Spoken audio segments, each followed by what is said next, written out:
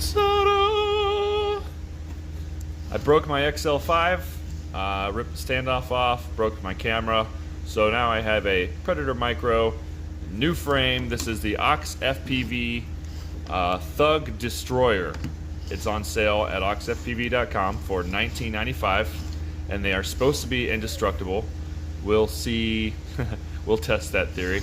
But I was really contemplating getting a Source one, but I mean, I'm really hard on my stuff. Like I got a dent in this bell and a dent in that bell from when they were on the XL5, and I just wanted more protection, so I got full protection of my motors. Well, that's about as much protection as anybody's going to get.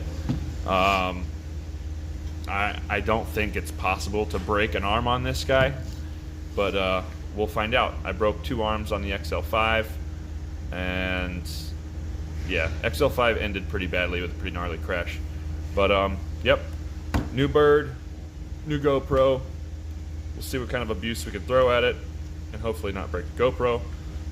But I do have a protection plan for that, so it's not the end of the world if that breaks. But let's see what we can do with it.